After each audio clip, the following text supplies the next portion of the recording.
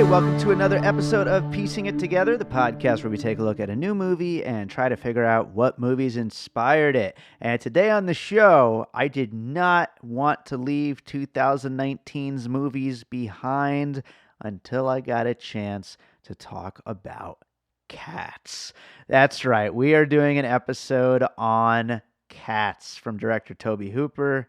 Did I just say Tobe Hooper? It seems like a Tobe Hooper movie. Tom Hooper, based, of course, on the Andrew Lloyd Webber musical and starring a whole bunch of people in CGI cat costumes, dancing and grinding and doing all kinds of weird stuff. It's a very strange movie, and I have with me Joe Black, who you have heard on the show before.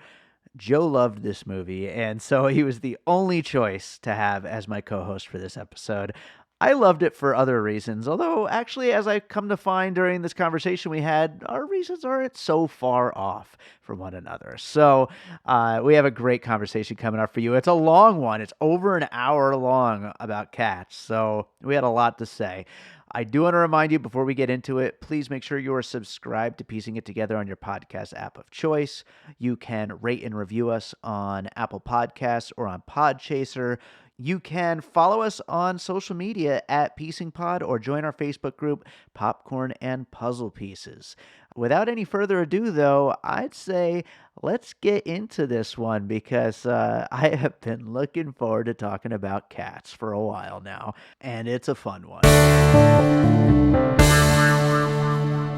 All right, back on the show with us today, we've got kind of a special one. We've got Joe Black with us. How's it going, Joe? Am I special, or is this a special show? Which was the It's special because you are just a perfect person to have for a movie like this. Because, okay, there are not many people I could have had as a guest co-host for the movie Cats that had this movie in their top 10 films of 2019. That's true. That's true. It was not top 5, but it was top 10. What was it, number 6? It was number 7. It just barely beat out this film called Headless Entanglement that I do want to plug for my buddy. All right. He's a Norwegian filmmaker. It's a couple of Norwegian filmmakers, Pitt and Raymond. They are terrific. It's a movie called Headless Entanglement where they kidnap the Prime Minister of Culture in Norway and they hold him hostage to get a budget to make their next film. It's Beavis and Butthead meets like American movie. It's awesome. Well, if it's better than Cats, then I really should check it out. But as we get into this conversation, I will say, I don't know, I had a great time at Cats. I know some people, obviously this movie's getting trashed left and right.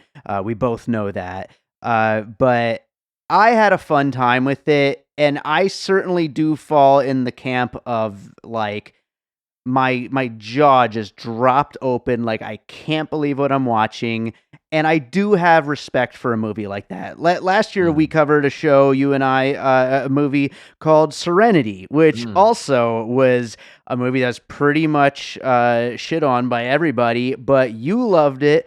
I loved it for maybe the wrong reason, but this is, that's why I think this is going to be another interesting one because it definitely comes from that kind of everybody's going to get something different out of it kind of a point of view. Oh, sure, for sure. And I've noticed too, I've seen the film twice. I've seen Cats twice. I saw it once in Florida on Christmas Day with my niece and my brother and friends.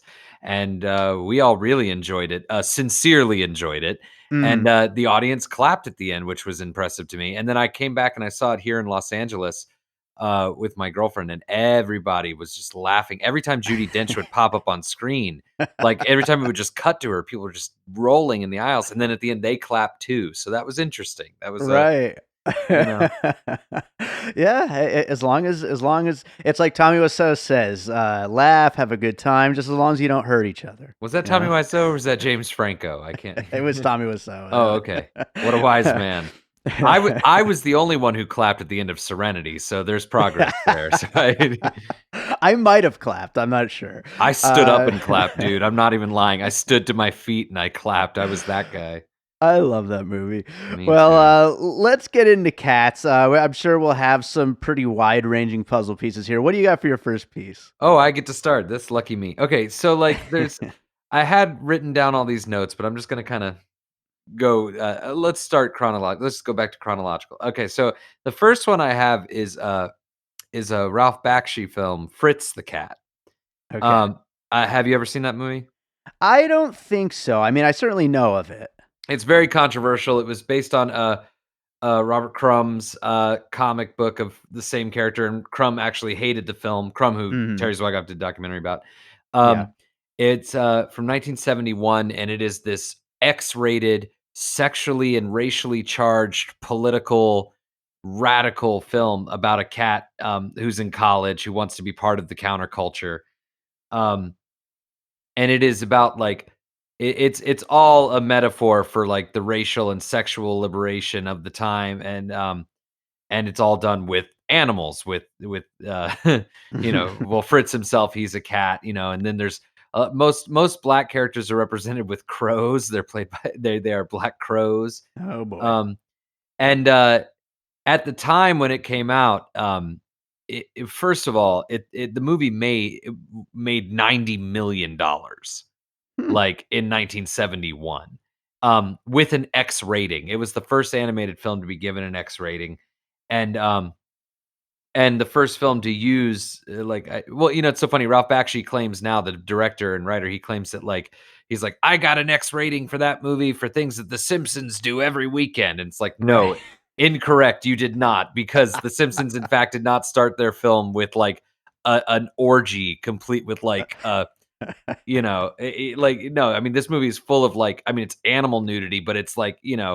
like cats, it's like that nice little hybrid of human and animal, and like, I mean, Sure. it's What are they exactly? exactly. This movie's so fucked up. But where and to me, Cats is very similar. I mean, I don't know if you've ever seen the play Cats. I have not. No. And that's one thing that like I really wonder how that affects anybody seeing this movie, is whether or not they've seen it. Well, I mean, Cats is born out of a different kind of theater than your conventional narrative. You know what I mean? It's very Sure. avant-garde. It's like movement theater, really. Um, and I just think that like people weren't ready for that. Mhm. I think that people weren't, and I don't mean this as a condescension. They're just not used to that kind of thing. Yeah. That's something you have to like become familiar with. You have to get warmed up in to really embrace. Um, and the play and the film actually vary. They're different, in some positive and some negative ways. And I'll get into that a little bit later. But I mean, for right Mhm. now, I can just say that the movie, unlike the play, has a main character. That main character, the little white cat who gets dropped off, she's not in the play. Right. She was added because in the play they're just singing to the audience. They're introducing themselves, and you can't do that. Yeah, it seems like every song is just another introduction. It's just Right. like 10 introductions, one after another, and nothing much else. Right. Well, and I mean, the idea of the play is that's what it is. They're all presenting their case to why they should be, able to go to the happy side layer at the end of the Jellicle Ball, and Oh, is that what happened? yeah, Okay. and but each one is from a different corner of society. You know what I mean? And it's about the Yeah. indulgence of different corners of society, and how every different corner is self indulgent, and then how it all ultimately feeds into religion. Mhm. Jellicle cats. You know, uh, but I think that like by adding a main, what Fritz the cat did very wisely, that Cats, the film, kind of suffers from, is Fritz the Cat married itself 100% to its radical perspective right out of the get-go. You know what Mhm. I mean? Like it is radical. There's no conventional narrative to speak of whatsoever. And this movie attempted to do that. It attempted to kind of like create a kind of conventional through line, some of which works, some of which doesn't. Um, Mhm. Um, and I think and ultimately too, I feel like this film is an animated film overall. Like, Right. and I think that that's going underappreciated too. When people talk about the CGI and stuff like that, it's like, yeah, but it's like it's decidedly what it is. You know, Yeah. it's animated. And also, I watched the trailer after seeing the film. The Mhm. trailer, folks, if you haven't seen the film, the movie looks nothing like the trailer. Yeah, well, they were still working on effects right up until, like, release day, and then, of course, they famously changed the effects, like, a week later or something like that. Right, right. Yeah, well, they added like 38 seconds of like altered effects. Uh-huh. Something like that. But also, I think to Fritz the Cat's credit, by being an animated film, and what Ralph Bakshi did better than anybody else, is that he would push the limits of animation. He would say, "Okay, we're animating this, so this is what we're gonna do. You know, it's gonna be this radical." And Mhm. Cats, I think they got a little scared and they tried to like tone it down some. Um, it's funny. I That makes really do love sense. this film, but this is gonna be a mostly critical uh podcast from me because I love the movie so much, and I want more Okay. movies like this to happen, and I want more movies like this to uh, do it right. Well, I think it's a good jumping off point for my first puzzle piece because you were talking about committing 100% to that crazy vision, of being an animated film and like going for anything it could possibly go for. And I think you're right; it is holding back a little bit. However, I also think that there's certain aspects of it where they are still going for that 100%. and Sure. and Tom Hooper, for better or worse, really committed to some kind of strange vision. And that's why my first puzzle piece is actually Aquaman, which was another movie that gave me that same feeling of this director, in that case James Wan. This director had a vision for what this movie should be, and it is not going to make sense to almost anybody, but he's just going to make this fucking movie, and we're going to watch it, and it's going to be what it is, and people either can go along with it or not. It's just craziness after craziness after craziness. I can't believe they're doing this now. Rebel Wilson is now tearing her skin off and eating That's in the cockroaches with play. human That's in the faces. play. Well, yeah, I imagine it probably is. I wonder how they pulled that all off. You know what's not in the play though? All those stupid little cat puns that she does. Like all the cat puns in this, none of that is in the play. That's actually going to come up in a future puzzle piece. So I'm Good. glad to know that. I did not know that there wasn't as many cat puns in There the are no original cat play. puns. What the hell was there? Just songs and no puns? It's just songs and they're brilliant. Well, yeah. So I mean, obviously, I loved Aquaman. You I know a did? lot of I did. But I loved it for a similar reason of like, holy shit, what is happening to me right now? Like, I I can't believe what I am watching. This is so freaking crazy. It is, it is. I have a question for you since you loved that movie. Do you Uh huh. think that they could have I personally feel like they could have cut out the entire desert sequence. Oh my Like, god, yeah. all of it. Like, you could just literally go from them leaving Atlantis, right? That's where it is, Atlantis, Uh right? huh. Leaving Atlantis and being in, where did they go? Like, Vienna? I think they ran out of money for underwater effects, so they needed No. one more land scene or something. Well, but no, they like just get rid of that, Lancey. You don't need them going and finding the tomb and the on the plane and the discovery of the thing that That leads them too. to get rid of all that. Just go right from that to them being at like why wouldn't he know where the fucking thingy was, in Rome. Like just go right there. Like and That's suddenly actually come up on a few podcasts lately about the fetch quest thing in movies lately. There's been a lot of fetch quests like in oh video games. yeah, it's because nobody knows what the hell they're doing anymore. They're too busy trying to please people before people even know what they're gonna get. You know what I mean? So true. And that's what shit like having Rebel Wilson being like, "Cat got your tongue?" Like, "Oh, let Rebel Wilson do her thing." It's like, "Why? Fuck her. She's part of the process. It's not for her." I like Rebel Wilson. Oh, yeah, she seems to be having a blast. You liked Aquaman. I liked Good Aquaman. on you, man. I saw Yep. that with my niece, who I also saw Cats with. Uh-huh. Um, she was 12 at the time. She's 13 now. When we watched Aquaman, I saw it with her and with my good friend Hope, and Hope was in love with it from minute one. Uh-huh. And my niece hated Aquaman. And Oh. she turned to me at one point, she was like, "Uncle Joe, why are we still here?" And I pointed to Hope and I said, "Because Cheney," that's my niece's name, Cheney. I said, "Because Cheney, sometimes you gotta stick around because the kid is having fun." That's right. That's absolutely right. I think that's the thing. You got to go into that movie with to turn the little knob that turns your brain age. You got to turn it back to 12, and then Right. Well, my then you can niece, watch it. she didn't wanna see Cats. I only saw it because she wanted to see it, or I thought she would wanna see it because she loves musicals. And Uh-huh. when I surprised her at Christmas, she didn't know I was coming, and she was like, "Oh, what are we doing?" I was like, "Gonna go see Cats," and she was like, "Why?" But she really enjoyed it. She's like, "I have so much more respect for my cat now." That rules. Well, what do you got for your next piece? Okay, my next piece is Peter Jackson's Meet the Feebles. Yes. Yeah. Um, for any of you who might not know, Peter Jackson used to be the greatest filmmaker alive. Um, with I love his early stuff so much. his first 5 films are arguably like it might be the best run of 5 movies since like John Landis. You know what I mean? Like, Right. John Landis had Schlock, Kentucky Fried Movie, Animal House, Blues Brothers, American Werewolf in London, and Peter Oh, Jackson. man. I know, right? And Peter Jackson, what did he have? He had Bad Taste, Meet the Feebles, Dead Alive, Heavenly Creatures, and The Frighteners. Like, So good. Every yeah, one of those, so yeah. good. And in my personal opinion, he didn't make another truly great film again until The Desolation of Smaug, but that's another story. But Mhm.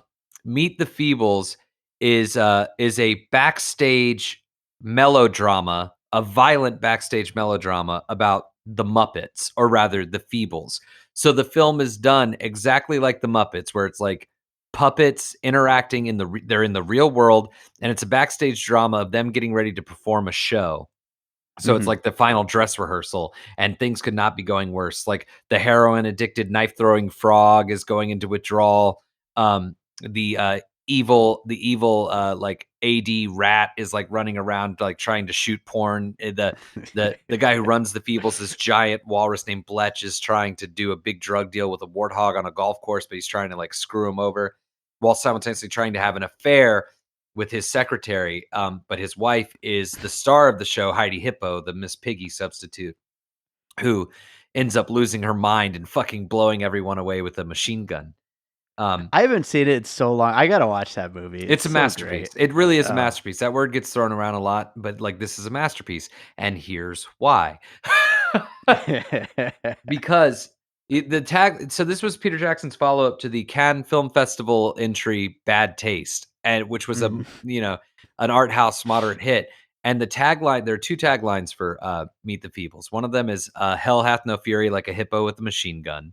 Nice. And the other tagline is from the filmmaker that brought you Bad Taste comes a movie with no taste. And That's pretty good. and I say this puzzle piece because I think this is another film like Cats where I think people just did like when I show it to friends, they hear the premise and they're like, that sounds funky. And they just do not know what's about to hit them. You know what I mean? Just like Right. Cats, like people hear this premise, like that sounds hilarious and ridiculous. And then they go and it's like oddly sincere and kind of creepy and like because it's so felt and believed. You know what I mean? Like you just like it's actually genuinely upsetting. Now the reaction most people have to Cats is they just start laughing. The reaction people Uh-huh. have to Meet the Feebles is turn this shit off. People don't go that far, basically. No, well, you know, it's so funny though. So many people that I've shown that movie to, they're like, "Oh, I gotta see it." I'll show it to them. 20 minutes in, they'll be like, "Turn this off," and then, like, I'm not kidding. A year will go by.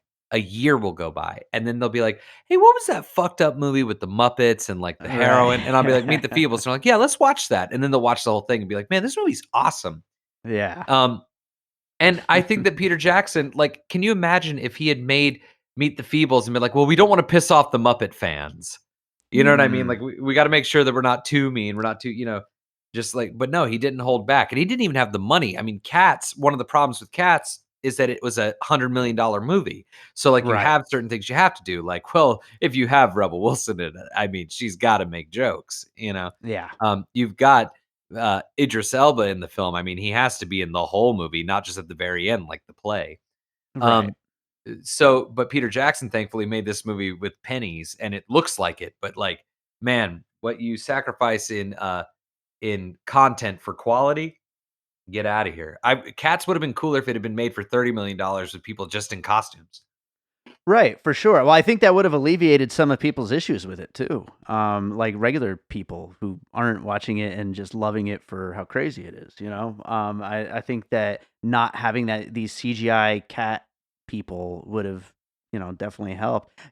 One thing I wanted to ask you before I move on to my next puzzle piece, though, And I love that piece, Meet the Feebles. I love that. I think it's the first time Meet the Feebles has ever come up on this podcast. But I'm honored.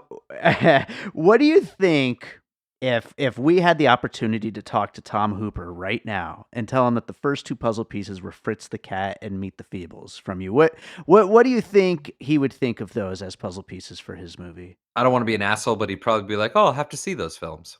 Okay.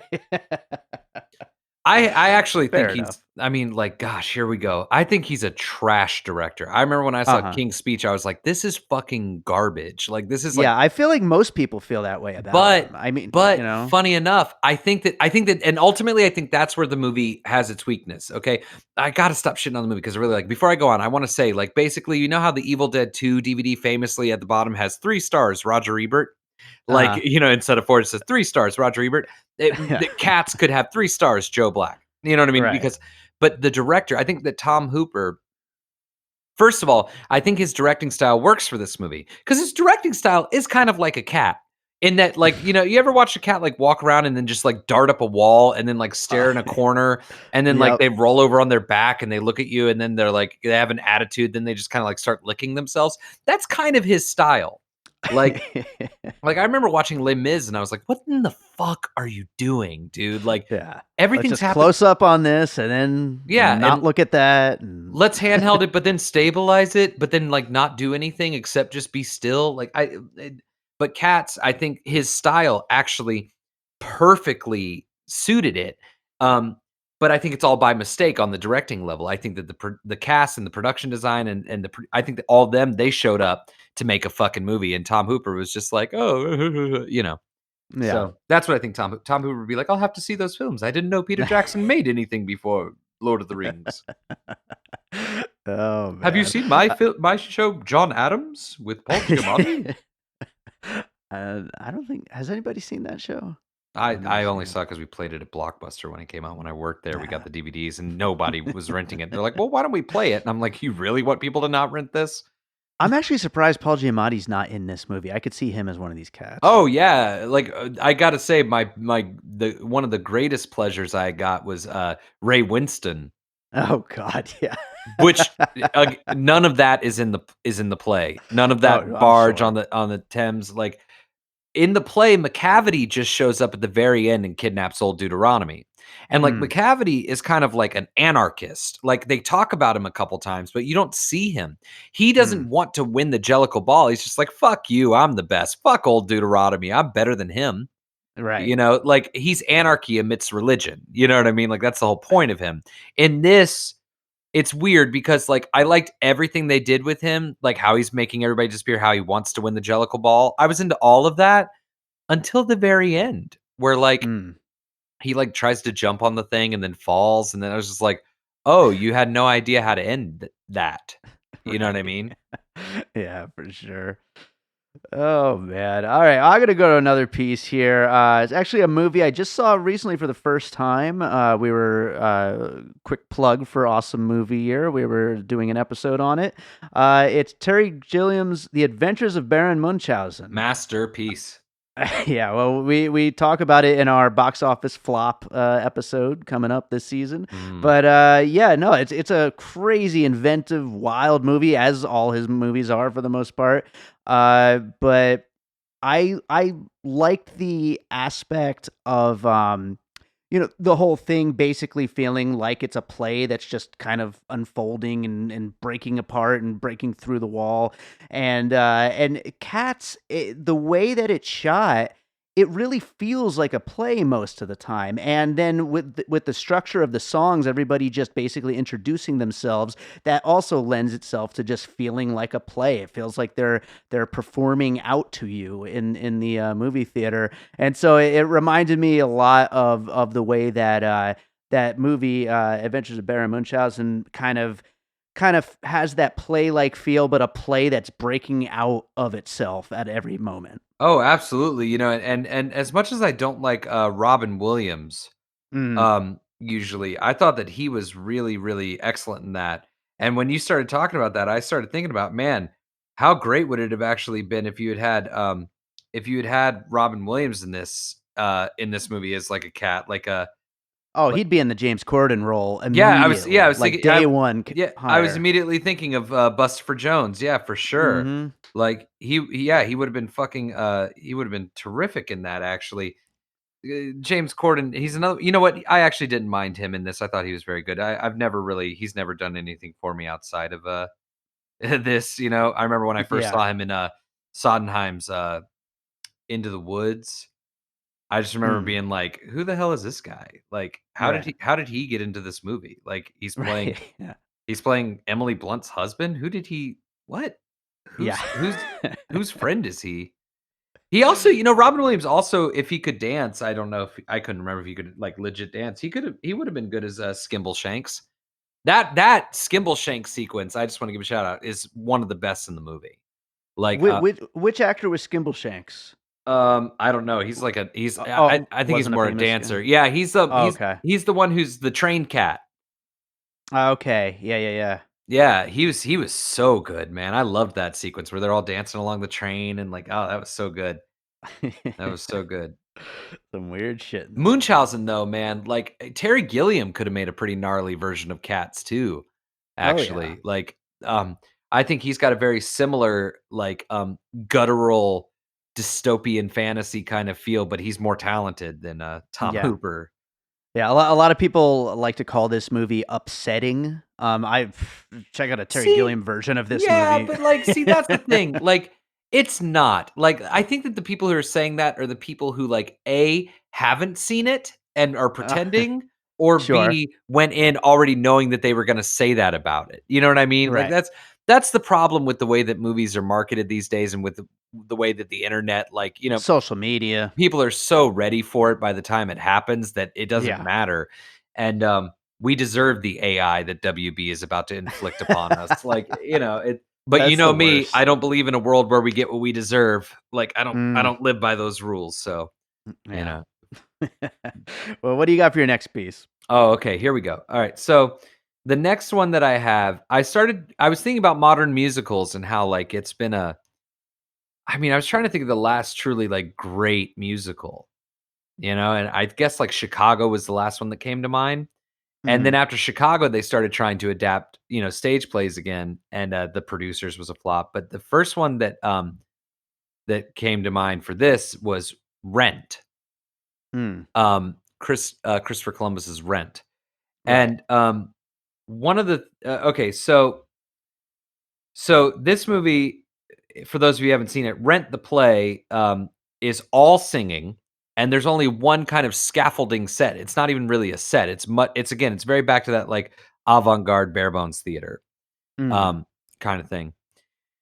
The film very brilliantly took the original Broadway cast, save for two actors who were too old to perform their characters anymore.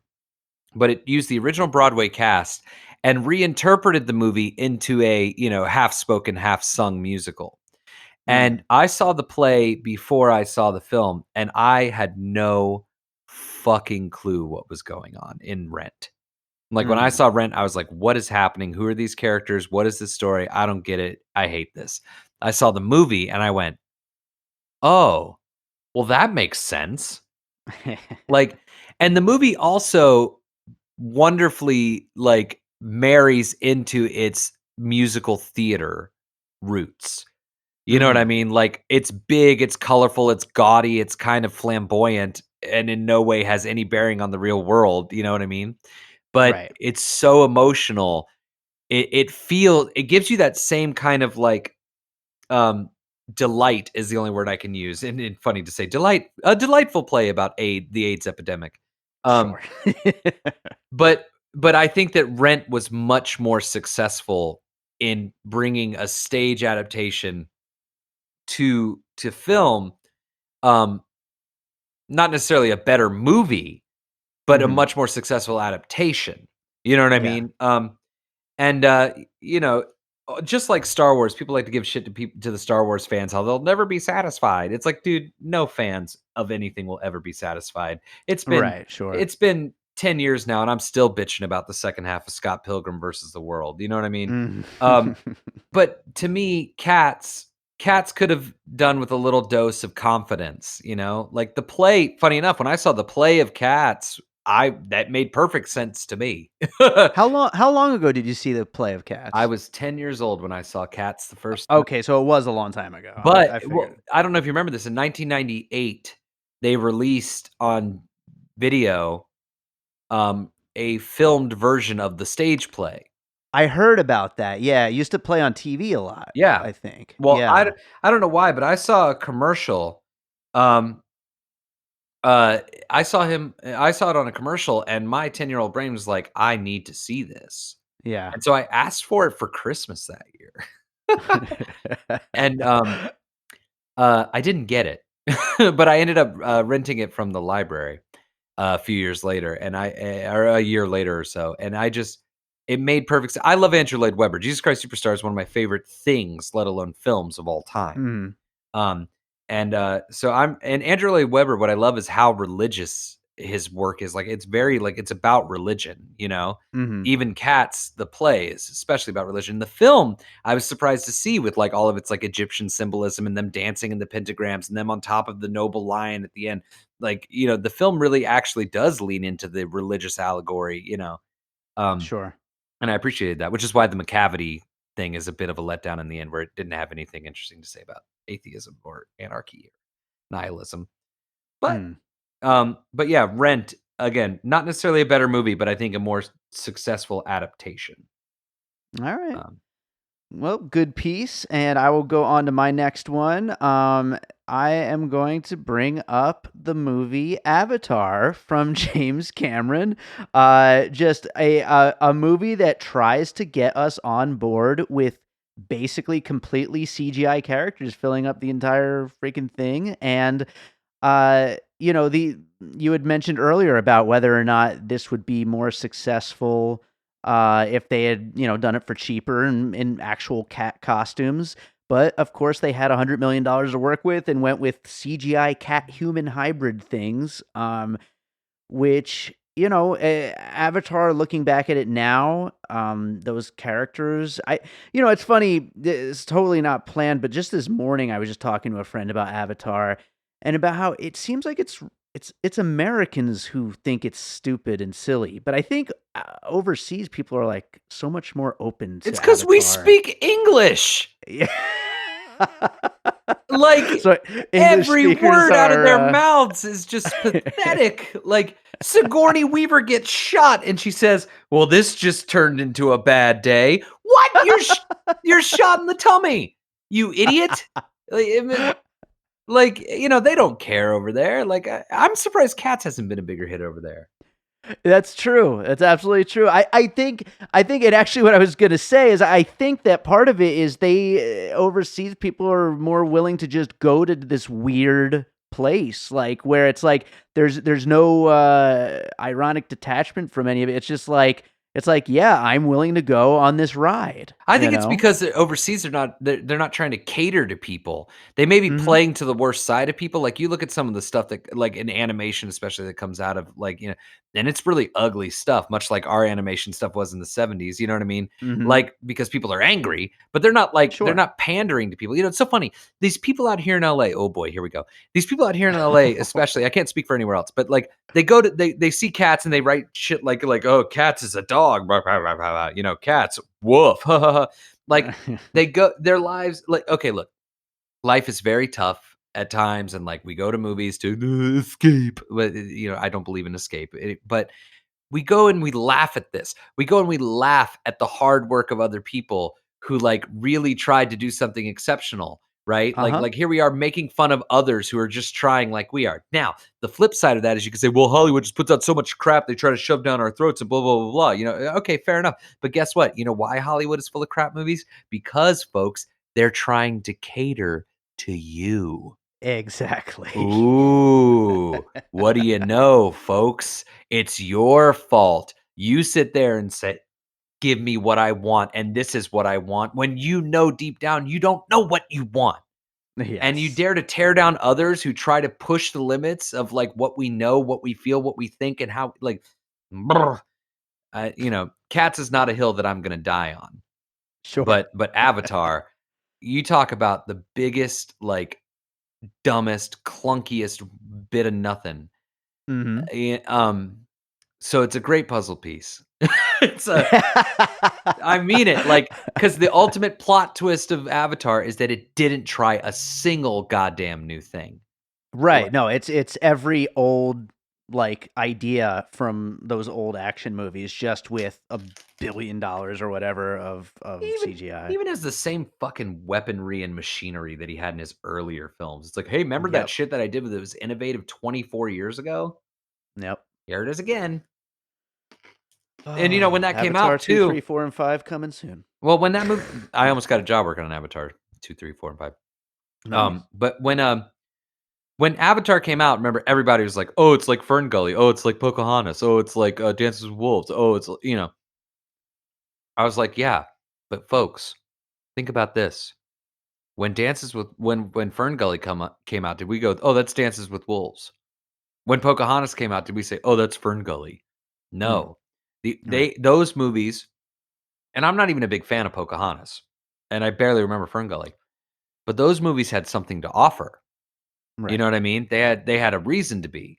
It's kind of like when somebody takes a riff from an old song and turns it into something new. You know what I mean? You Well, could that's the whole point of this show is, looking at these things that we feel are, potentially connected or at least reminds us of things. And I think that's wonderful when movies are inspired by other, movies that come before it, as long as they're not being lazy about it, as yeah, I mean, long as they're still doing something you with know, that. when you and I first talked about me being on the first one I did, the Star is Born one, Mhm. I really didn't like the idea of this podcast. Like Sure. I like I I could was see it. I was very against it, you know what I mean? Because I feel like that's a crutch. Because I feel like bear with me because obviously I love this show. Sure. But I feel like what started happening in the late 90s, and I think that Seth MacFarlane officially announced the arrival of this kind of mentality, is entertainment that solely exists as validation. Mm. Like, I call it masturbation entertainment, where, Yeah. like, suddenly Family Guy will make a reference and then point out that it just made a reference so that you can point out to others that you got the reference. Um, Right. and, at first, it was just comedy that did that, but then it slowly morphed into suddenly Christopher Nolan's doing it, where he makes a movie that literally painstakingly explains every nook and cranny to you so that you feel smart for getting it. Right. When, like, no, he literally just made a movie where he just tells you something for 2 hours. You know what I Yeah, mean? instead of actually trying something new and letting you figure it out along with it, it's gotta tie up every end along the way, answer every question along the way. Yeah, so it's all and then suddenly you have entertainment as information. I don't wanna throw my ex-wife under the bus here, but she, we she wanted me to watch that show Big Little Lies, Mhm. and, like, we would be watching it as it would premiere, and we live in LA, and, like, it would premiere, and then she'd be like, "Oh, here it comes," and I'd be like, "What? What are you talking? What? It's on right now. What do you mean here it comes?" And eventually I discovered she had been reading the synopsis of the entire episode before watching it. Gina does that sometimes. Yeah, and it's like and no offense to either of them, that's scary to me, man, when, like, it's all information, like, dude, Yeah. no, like, these are your emotions. What These are what about the ending explained videos on YouTube? I mean, that doesn't bother me as much. Not as You much, or know at what I least it's mean? after the fact most people are watching It's those. after the fact, and it's people who are, like, who are probing and digging and curious and or confused but intrigued, I'm in that I'm okay-ish with, Mhm. but, like, I mean, you read that news this week about, WB and, implementing AI to, like, write the scripts, and it's just like, we've given them no reason not to. Mhm. And again, I get it, like, life is tough, man, but, like, this is how you let them win, I'm just saying. Remember when Wally came out, and they Mhm. had those chairs, like, everybody's fat sitting in chairs, drinking their Slurpees and watching their TVs and stuff? Yeah. I was like, "Ha, ha, ha," I didn't like Wally, but a couple years later, Inception came out, and I went, "Oh, this is how we get to that place." Right. So I actually the only time I've ever done this in my life, I made a little meme that had the row of people from Wall-E in those chairs looking at their screens, and I put on a caption that said, "Watching Inception for the 50th time, like." Oh man, that's the meanest thing ever said about Christopher Nolan. But You should have heard what I said to his face. oh Lord! All right, what do you got for your next puzzle piece? Oh yeah, I'm so sorry. I thought we were just hanging out talking here. I hope this is interesting to everybody. I Um, love it. yeah, no, yeah, this is going good. Okay, my next puzzle piece. Okay, Sweeney Todd, the Mm, Demon Barber of Fleet Street, which I think, for my money, in our lifetime, is the most successful musical adaptation from like outside of Chicago, I guess. So Chicago and Sweeney Todd tied, but Sweeney Todd is a much harder sell. mm, Sweeney Todd is a literally a movie set in like it's a period piece about a man who cuts people's throats, not even for revenge, just because he's mad, cuts people's hmm. throats and they turn them into pies and people eat them. Yeah, And Tim Burton, who had been on a bit of a slump for a while, people hadn't really been vibing with him as of late when sure. they made that. Although I did like Charlie and the Chocolate Factory. Mm. And if you turn off Planet of the Apes as he leaves the planet before he lands on the other one, it's a pretty good movie. Um, but um, but he came out with this movie, and Johnny Depp famously had never sung before. He just cast him, hoping it would work out. And I think that was the case of the right person making the right movie with the right people for the right reasons. Mm, He saw the play and something spoke to him about the play. This is a guy who he famously claimed he didn't like musicals, right? hmm. And so, but he really wanted to bring it to life. He wanted to bring that to the world in a big way. And wonderfully he stuck to his guns, and he eliminates some stuff in it too. Like one of the most interesting things for all you Jersey Girl fans out there who's only familiar with Sweeney Todd because of the musical number at the end where they sing God That's Good, which also every kid in that play sings Cats except for her. She sings Sweeney Todd. Um Mm, uh I that was the only thing of Sweeney Todd I was familiar with was God That's Good, and I knew the song was called God That's Good, right? And mhm. in the film version, when they perform God That's Good, they don't even sing the part where they say God That's Good. It's just music. It goes "Doo, doo, doo," instead of God That's Good. Huh. I thought that was very interesting. I couldn't tell if that was just Tim Burton's own personal fuck you to Kevin Smith because they have a history of not liking each other, especially around that time. Right, Um, right. but uh, but what I love is that Tim Burton basically made his interpretation of how Sweeney Todd spoke to him.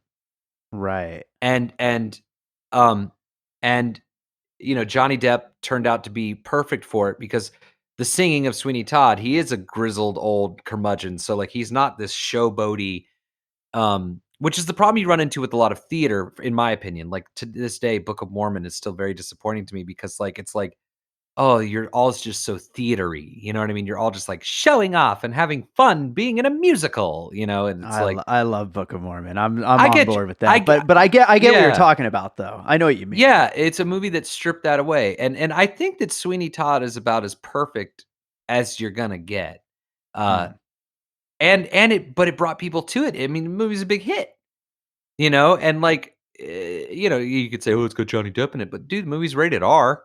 You know what I mean? So it's not like the Pirates of the Caribbean crowd were coming out for Sweeney Right. Todd, and It's weird that Sweeney Todd was a hit because people talk so badly about it they nowadays. do. Yeah, I always hear people talk down about it, and I remember liking it. I think that has more to do with the trajectory that Johnny Depp's career took afterward, and now it's just kind of Yeah. associated. That has to be because I mean, when it came out, I mean, it was. I mean, I don't know. Maybe it's just the circle I run in. I did go to a performing arts high school, and I mean, it came out after I was in high school, but but like we all Mm. dug it more than Dream Girls. That's for damn sure. And that came out the same year, Mm. I believe. I Um, like oh, Dreamgirls they too. were. I think they were a year apart, actually. You did not. You liar. I did. What? I haven't seen it since opening weekend, but Aha! I We've liked it. I discovered liked it. it at the time. Yeah, I was gonna say, so you're telling me you liked any scene that didn't have Eddie Murphy in it? Liar. I Well, call you I, out. I like I like the Eddie Murphy bits the best. Well, of So. course. But yeah, so Sweeney Todd, and again, being very similarly set, like the gutters of London, and like um yeah, much more successful adaptation. I Hmm. almost wish Cats had married more to its PG rating. Like Interesting. Other than Rum Tum Tugger, the play is not sexual at all, and this movie really isn't either. It's getting a bad rap for that. Yeah, Um, they call it horny. it's not though, and that's fucked up to me that people are saying that. It's like, really, that's horny to you? That makes you horny? Okay. Um, the catnip thing was a good idea in premise, but it just didn't. I don't know, didn't pay off. Like Mm, when Taylor Swift is dousing people, that's not in the play. And right. McCavity, actually in the play, it's Mungo Jerry and Rumple Teaser who sing that song. Um, Mm. by the way, I thought that Mungo Jerry and Rumple Teaser were terrific. I also thought that Jason Derulo, that was another big happy surprise. I thought he was excellent as Rum Tum Tugger. He was I gr didn't like Jason Derulo. No? I No? liked a lot of the other people. I think were like having a lot of fun with it. Jason Derulo was so corny. I don't know, but I mean, he worked for what it was. You know. I mean, I don't know. It's he made that album a couple years ago. Like Jesus, like 5 years ago now, the one that had the "You're the one I want to want me." That one? Um, Yeah. that album, I listened to the whole thing and I was like, "Holy shit, this is good." Like Mm. I actually it's one of the few albums that I've purchased in the last 5 years, like especially popular music. Like I love that album and I haven't even thought about him since that album. Yeah, And it's just all of a sudden he shows up in Cats and I was like, out of "Oh, nowhere. that guy, the I just want my ex to see you guy." But yeah, I liked him. The guy who plays Rum Tum Tugger in that filmed stage production, Mhm. um, go on YouTube, everybody, and just watch that. That guy fucking crushes it. Like he's good. Right You on. like Dreamgirls? I liked it at the time. Maybe I wouldn't like it nowadays. I don't know. Jennifer Hudson is the weakest link in this movie to me. She's just too snotty and crying. Like she's like the whole Well, point. she's in a different movie is really what it is. I mean, she doesn't her role the way that they put this one together, it doesn't really fit, I guess. Like, Well, that character is defeated, but she's not like a blubbering, whimpering like crybaby. She's just like right. she's upset and she's isolated now, and she's you know what I mean. Like it's a um she. And I will say, I mean, of course, this goes without saying, she nails the crescendo of memories, right? Like, Mhm. and I was very worried she was gonna drop the ball on that, but that like thing that she's doing the whole rest of the time, it's like, nah, dude, like that's not the character. You know what I mean? Like she It's an Oscar clip is what it is. Yeah, But you ain't no Anne Hathaway. well, I'll go to another puzzle piece. This one, honestly, as I was thinking about it, I was like, well, actually, this movie I'm about to mention maybe itself was a little inspired by the original Cats. And that is Wes Anderson's Isle of Dogs. Mhm. A movie that I love, but about a colony of dogs who live on this island away from humans, and they have their own little society. And then the way that the humor is implemented, you mentioned earlier. This is why I found it so interesting when you said that there wasn't as many cat puns in the original musical, but there's so many like little dog puns and like things that dog lovers know are so dog like in that movie that reminds me of the way that they implemented a lot of cat humor in this Cats adaptation. I like when the dog threw up at the beginning. I was hoping for more of that. Yeah. I'm really into puke jokes though, so that's. All right. I I actually have a similar feeling about Isle of Dogs that I had about cats. I did not like Isle of Dogs as much as you did. I didn't hate it like I Mhm. have the last movie and a half of Wes Anderson's. Um, Mm. I hated Grand Budapest Hotel and I hated the Oh, second half of Moonrise Kingdom. But I don't love Moonrise, but I love Grand Budapest. mm, you do, huh? Oh, I do. Interesting. All right, for another discussion. But Okay. but Isle of Dogs, I was it was nice to not be hating a Wes Anderson movie again as I was watching. I was like, kind of like the good old days. It's pretty Um, good. until they left the fucking island. Mm. Like when they leave the island, the movie just falls apart. Mm. And I felt very similar. The initial pop-up of Ray Winstone's character, I can't even remember what his name was in the movie because he's not in the play, that character. You know what's Um, funny? I wrote down a whole bunch of actors and their character names, and next to Ray Winston, I didn't write down his name. it's like Growler or Growl. It's like I'm sure it Growl is. Tiger. It's Growl Tiger, I think. Growl Tiger. Oh, Um, but, like, that when he works. first popped up and he's singing about being Growl Tiger, I was like, "Oh, alright. Fucking add it. Add the song. Go for it." And then there is no song, and I was like, "Oh, okay." But then every time they would go back to that damn barge, it was just like, "What are you doing, dude? Go back to the Jellicle Ball, you nut." Like, that's where you belong. It's called, Right. like, I I don't know. I remember a girlfriend one time complaining about how she hates when a song has a bridge in it because she's enjoying the melody of the song already, and I was like, "You're Oh, insane." But that's strange. I guess this is sort of the same thing, like Isle of Dogs, I'm, like, into this island with dogs on it, you know what I mean? But then you, like, leave the island, and I'm like, "Well, okay." Yeah. It's like Yeah. Castaway, he spends the last hour back in America, it's like, "What? I thought he was a castaway." Wedding Crashers, they're crashing weddings the whole first 10 minutes, and then they stop crashing weddings, I'm like, what is this?" Oh, what's going on now? What's happening? But Rachel McAdams is on screen and it's 2005. Do whatever you'd like.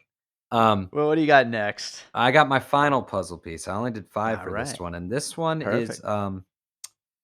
it's a tough one for me, because it's on the right day, it's my favorite movie of all time. Ooh. But, Funny People, Adam Sandler's, Funny People. Hmm. Um, Aside from the, obvious I say obvious like I'm pretending anybody remembers this movie.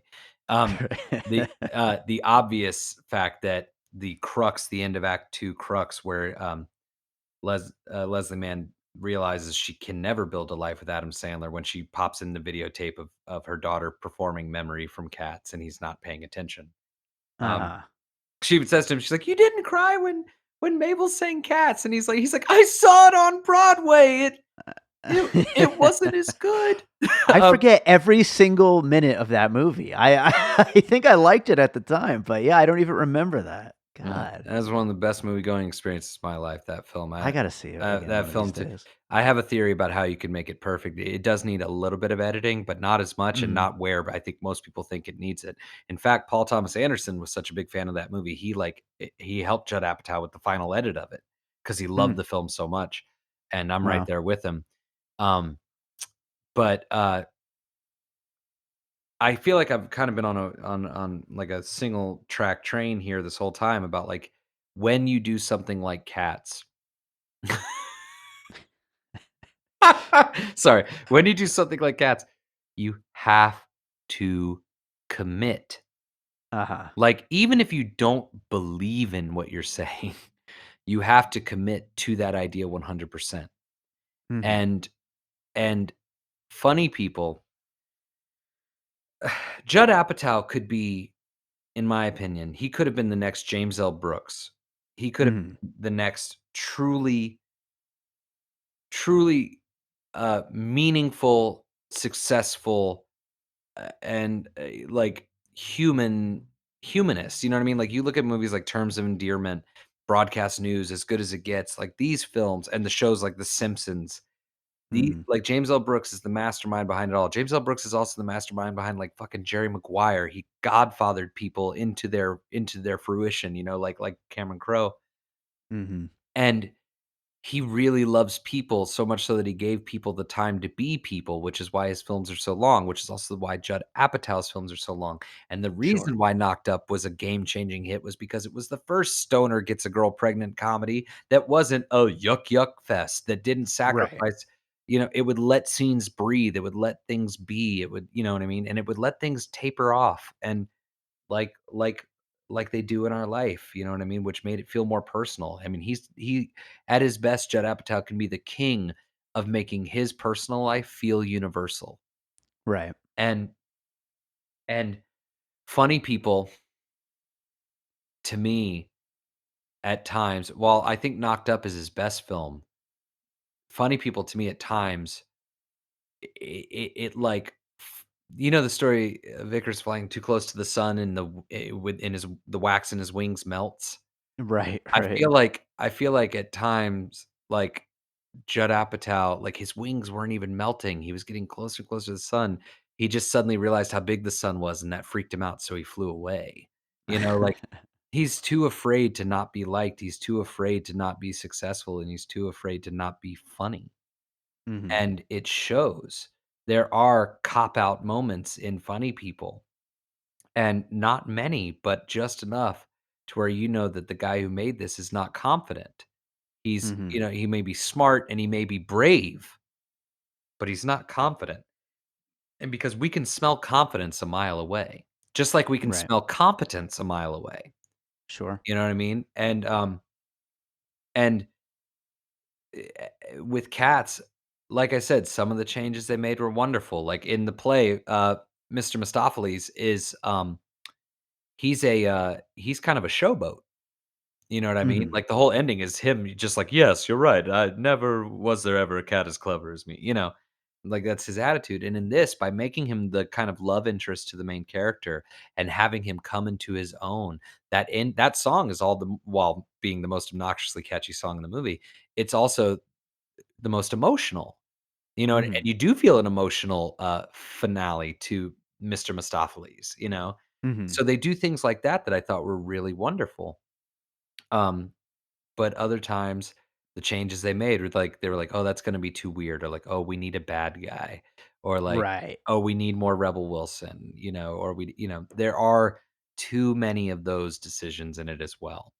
I do wanna point out that the film gets a lot of criticism for adding the new song "Beautiful Ghosts," and Hmm. it just being their, like, pathetic, quote, unquote, "pathetic" attempt to get an Oscar nomination, Right. but I actually think it's organic to the redesign of the whole project because by adding a main character, you can't have a main character and not give her a song.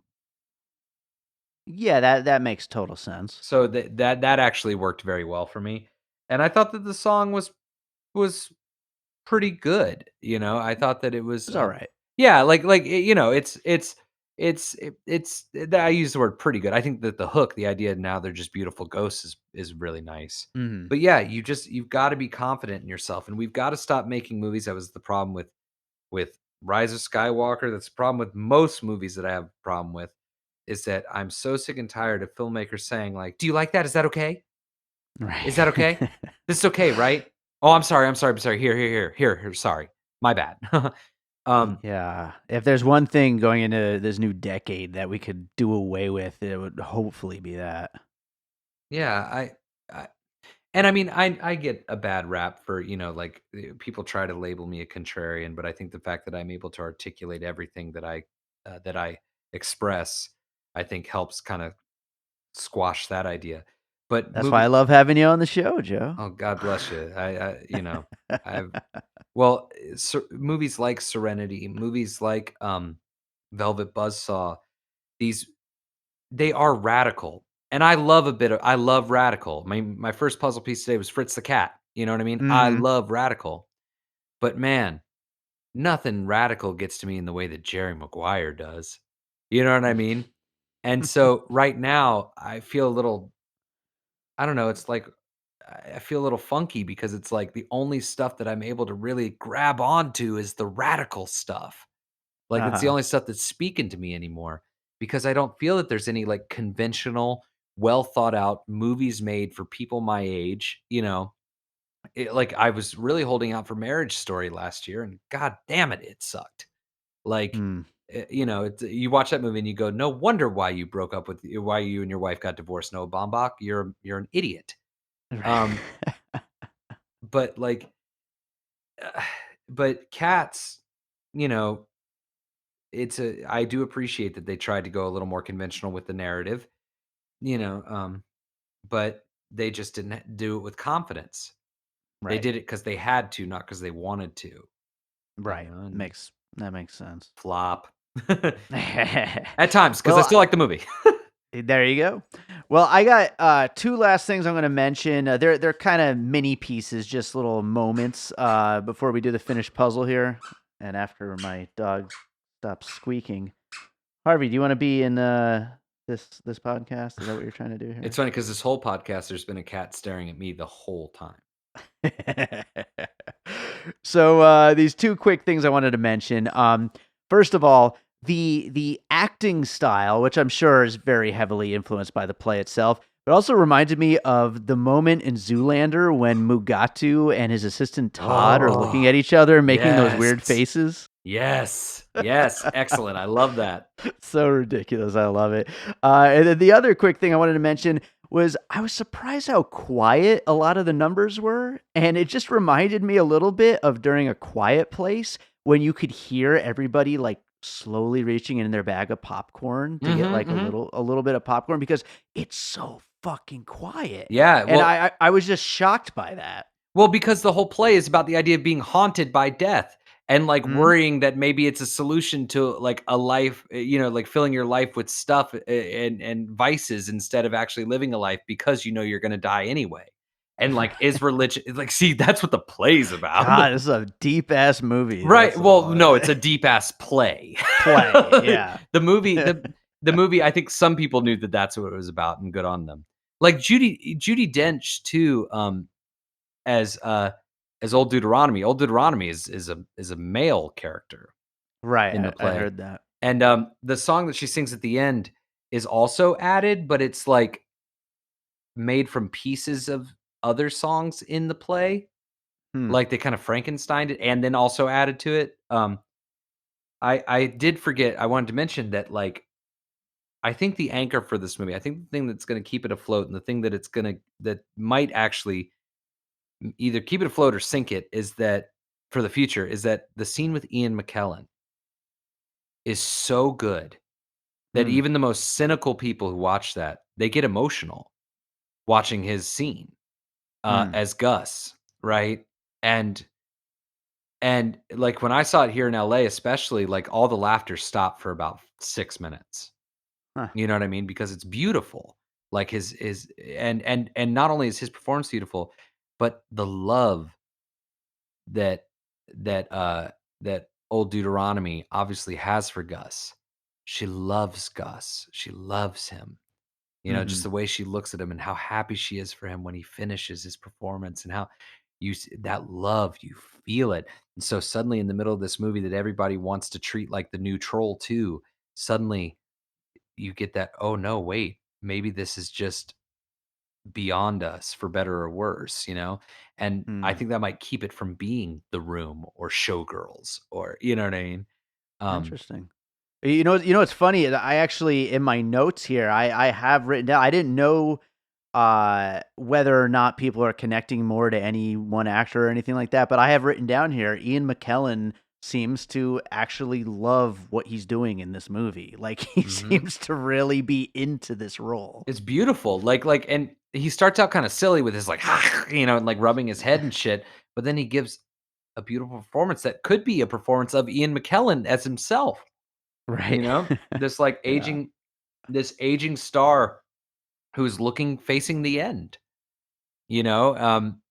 And but he's at peace about it. And he's loved his life. What a beautiful life I've lived, you know what I mean? Is kind of the idea of Gus, for And now better. it's a deep movie all over again. Yeah, like and suddenly suddenly the actual like root of what's happening pokes through and people go, "Oh, this isn't Tommy Wiseau. Uh-huh. Oh, this isn't, you know, John Cena's The Marine." Um I have not seen that. Is that worth watching? that movie is in my top 100, my friend. I do All a right. I do a top 100 every year. In January, because your taste changes even if it's just temporarily, so I do it every Sure. year on Letterbox. I do that, and that is in there. But again, you know me, I've talked about this on the podcast where I don't believe in so bad it's good. I believe that I'm connecting with this movie in that way, and it is satisfying that part of me, and Fair I'm enough. I'm grateful for it. And the Marine is definitely one of those. Now that Beautiful. being said, there Well, is a scene where he's chasing a car and they shoot at him with a machine gun and he holds up a bulletproof vest in front of his face and it like saves his life. It's oh my god, that's amazing. pretty dumb. It has it has explosions in that movie that Michael Bay must have been taking notes because he's like, how'd they do that? Because there are three truly masterful explosions in this film. Um, Oh my god. I can't wait I for you gotta to see see it. that.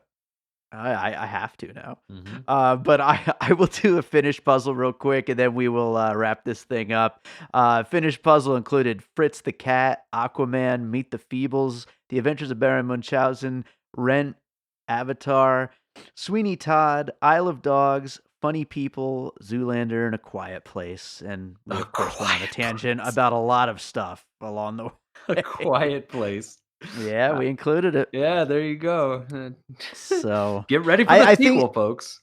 I think we kind of covered it. I don't know that there's really much else to Nah, say yeah. about Cats. Now, you have anything else, or else should we move on to one last recommendation from you? Something you've seen recently? It's so funny. I haven't seen anything recently. I have no desire to see anything. Wait, no, I guess I did see on DVD. I've been doing a Bette Midler marathon lately, and Okay. uh, I watched Big Business with her and Lily Tomlin. I recommend that. But I do, like I said at the beginning of this podcast, like you mentioned, it's in my top 10 Cats, number 7, but number 8 was Headless Entanglement. I don't know how people would be able to see the film, but if you seek it out, I'm sure like he's very easy to contact, and I'm sure he'd love to share it with you, Pitt and Raymond. Headless Entanglement. It really is like Beavis and Butthead meets Mallrats meets it meets Disaster Artist. It's an awesome like indie. It's a true independent film. I highly recommend. Sounds great, man. Well, why don't you tell people where they can find your work? Right now, still just on Facebook, Blue Means Pregnant Films. But in March, on my birthday, we will be launching our site and all of our DVDs. So hold tight, and we'll see you soon. Ah, nice. All right, thanks, Joe. This is awesome. I'm glad that we didn't leave 2019 without having done a Cats episode. Oh, thank you so much for it. I'm glad to talk about cats, and I'm happy to speak with you again. I love doing this. Thank you for having me. Hello, everybody. My name is The Vern, and I'm the host of the Cinema Recall podcast, part of That Moment In. We are slightly different than your average movie podcast in that we don't review a whole feature. Instead, myself and a guest will break down our favorite scenes in movies and then discuss why they are so iconic. So check us out. We are available on Anchor, Google Podcasts, Apple Podcasts, and more. Don't forget to follow us on Facebook and Instagram under Cinema Recall Podcast, and we are available on Twitter at Cinema_Recall. We hope you enjoy. Thank you for listening. All right. I hope you enjoyed that conversation about cats. It was a lot of fun to do. We only have we have a few more 2019 movies in the can that are going to be posted in the next few weeks. Ones that are about to hit VOD, but otherwise, that's probably the last 2019 movie I'm going to record an episode on. So, moving on to 2020. I do want to thank you all so much for being there with me and listening to the show. We've had such a great amount of growth over this past year, and even just in this first week of 2020, I am very much looking forward to everything we're going to be doing with the show in the coming months. So please make sure you are subscribed to Piecing It Together on your podcast app of choice. If you enjoy what we're doing, you can rate and review us on Apple Podcasts, on Podchaser. You can, of course, follow us on social media at Piecing Pod. Join the Facebook group, Popcorn and Puzzle Pieces. You could also come join our Patreon, where we just posted our Parasite episode, which will hit the feed as soon as the actual VOD release date hits, which is at the end of January. But we also have other advanced episodes that you can listen to in there, including Jay and Silent Bob Reboot, which Joe Black is on, and we recorded months ago already. But yeah, it's going to have a whole lot more content coming up soon in the coming months, and something I'm definitely planning on building up more as the year continues. Other things that I'm working on as the year continues are the other podcasts that I'm a part of. I am producing Awesome Movie Year, which is now in its third season on the films of 1989. And like I said earlier in the episode, we recorded an episode on The Adventures of Baron Munchausen. That's for our box office flop episode. But we have a lot of other great episodes coming up this season. Also, the new podcast that I'm producing, All Rice, No Beans, which is a podcast about restaurants hosted by Stephanie Barajas from Lindo, Michoacan. It is a wonderful new podcast all about the restaurant industry and life in the restaurant industry. On it, she will be interviewing her dad about his experiences growing the Lindo, Michoacan brand from the ground up as a Mexican immigrant, and then talking to other restaurant owners about their experiences and how their different experiences mirror each other, and coming up with tips and advice for people getting into the restaurant business. It's a really fun show, totally different from anything else I do, and I'm really proud of how it's coming out. The first full-length episode actually is going up today, so go check that out. There's also a trailer episode with clips of some of the future episodes that you can check out. So make sure to check out All Rice No Beans, and of course, don't forget to check out Bird Road. We got a whole bunch of new Bird Road coming your way too. So I think that does it for today.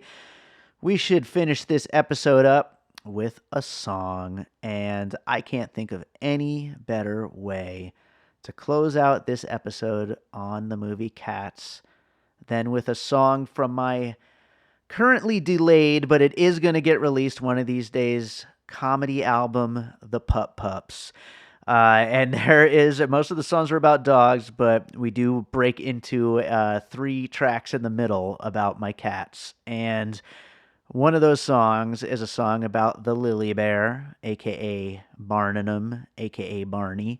It is a song called Muffin Maker, and I think you're going to enjoy it. It's absolutely ridiculous. It's one of my favorite tracks on the album, and I have not played it anywhere for anybody except for Gina. She's heard it, but no one else has heard it. So I hope you enjoy Muffin Maker, and look forward to when this Pup Pups album hopefully comes out one of these days.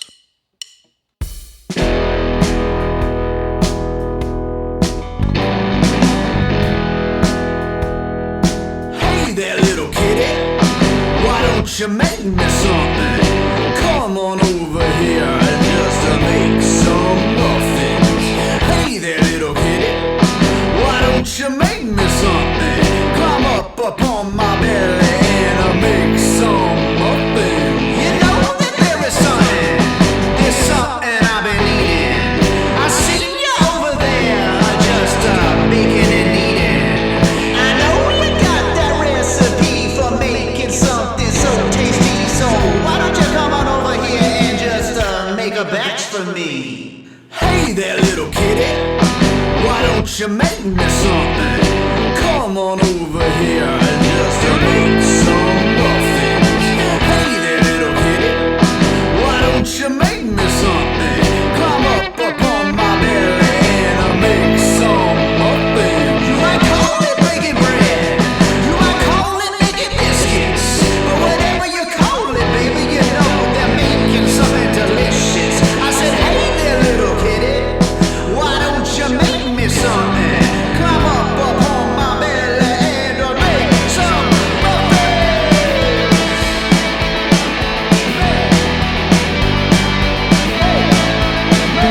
Some muffins.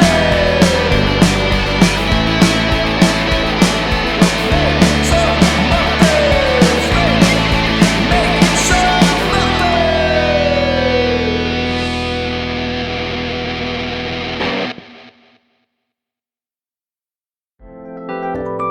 And all points west.